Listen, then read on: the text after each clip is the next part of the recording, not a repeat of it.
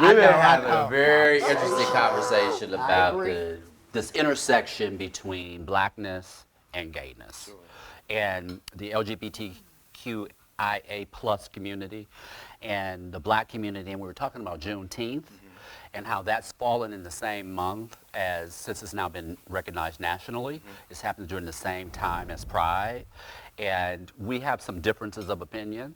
And I know you've done a lot of work in this space, so we'd love to hear your perspective on just now that we're facing these two holidays that have national prominence during the same month.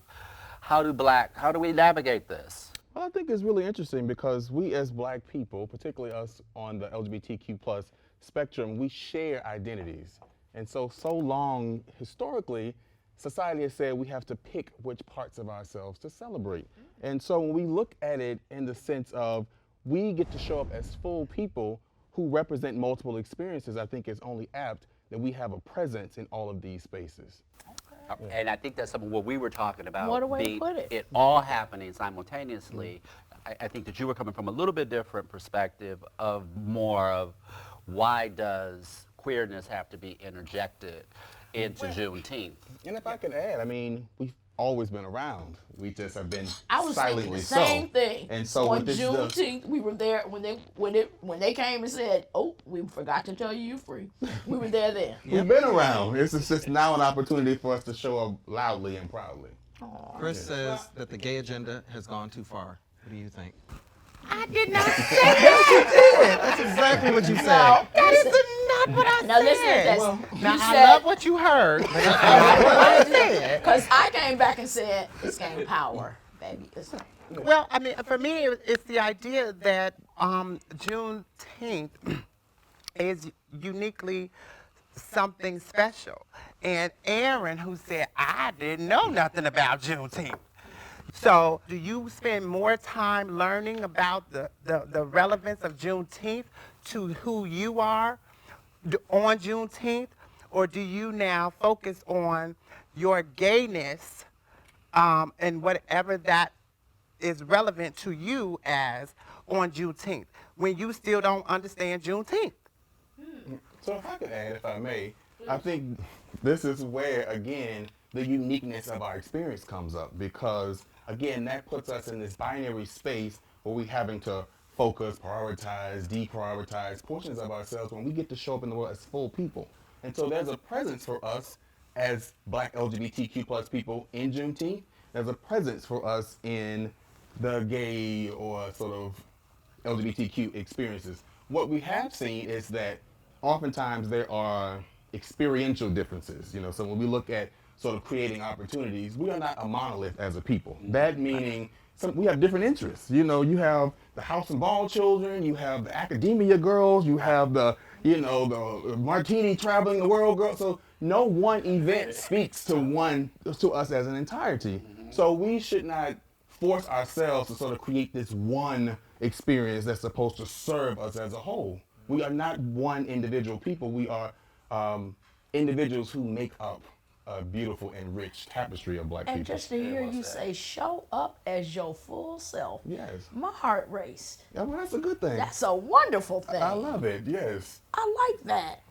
I mean, and that's really what we're about here. We want you to be able to show up as your full self. So I'm thinking about that, on precisely as we were talking earlier, right? Yeah, and for so long we have not had that opportunity. What we've seen is there have been only so few spaces created, so we've been forced to move ourselves into spaces that have been created as opposed to us bringing our authentic selves into spaces. Right So what now, we're I seeing- have to say thank you. Yes. That's real yes. talk. This is so Absolutely. unique. I think so. What did you feel? Well, I hear that and I get that. I guess my question is then, and where there seems to now be a little bit of angst and a little bit of pushback, is that as the LGBTQIA plus community is expanding and growing and becoming more recognized in ways that it has not been before. And a lot of your work that you've been doing has created more exposure and visibility in that way that then it's about that idea of change, and change makes people uncomfortable. And too much change at once makes them resistant. So that it's the idea of, okay, so how are we creating the change? How are we adapting? How are we pulling people in a way where they actually feel like they're not being pushed out? I can't tell you how many people, tell me the whole, I'm non-binary and all this, and the thing is, but they say it with the idea that being binary or choosing binary is not good enough. And so that, again, you have your choices, and that's fine. Those are your choices. Yay. And so, but my choices are not wrong because they're not your choices, or my choices are not fallible because they've been historic choices. They're still my choices. And if I want to stick with history and how the way things have been, I should have that right to do so without you now thinking that I'm not woke, or I'm not I'm in the shadows, or I'm in the dark about how things are progressing. And I think that that's what I'm saying is that again, when you still have people who don't even understand what Juneteenth is in its uniqueness, now adding something else to it, I'm saying, okay, well, can we at least learn and understand what its uniqueness is first? That's all. But what we were really going for, and I think you hit on it, was that there was an opportunity. It isn't about displacing what it is. It isn't about it not being able to be what it is.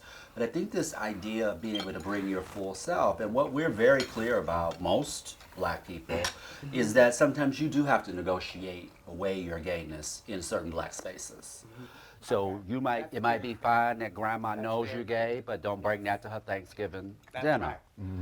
And if you bring your partner with you, that's your roommate. That's your roommate, that's your So classmate, yeah. these things become that whole idea, don't throw it up in my face. Like, what is that? So when you're talking about being able to be your fullness and bring your full, because I'm not gay one day, Black one day. This is me every day, all I'm just day, not right? fitting in a box in no all more. spaces. I'm I'm not doing going to negotiate out any particular one because I'm in the gay room, and we could talk about sort of this, how Blacks are received in the broader gay community, because I'm not going to code switch there either. I'm going to bring me. But like you said earlier, that I walk a certain way and I talk a certain way, so I don't get the same. No, I said you was a thug. That's That's what I think, Antonio. Come on, thug. What this does also, it gives us an opportunity to invite folks who have been disengaged from our experience. So what happens is, for so long, we have only allowed certain portions of ourselves to show up. So what that does is only allows certain representations of our community to show up. So while it does take a brave sort of innovation to be able to show up unapologetically, it's necessary. We look at sort of the progress we've seen in just humankind in the last 50 years on how we get to show up. We look at it from fashion and film and, mental wellness. There's all these things that were taboo or unacceptable or had a different definition just a few years ago. So even now, things that have become so normal to us was a challenge. But somebody had to say, you know what, we're going to normalize this. We are going to not create these spaces, these boxes, these darknesses, and show up fully. And now we benefit from that. And so we can think of it as these innovations that we're creating as opportunities for those who are far from us to benefit. And I think it is necessary. Because dis-ease in the mind Yes, indeed. create the disease in the body. Yes, and I know you have Ooh, yeah, baby. so thank you.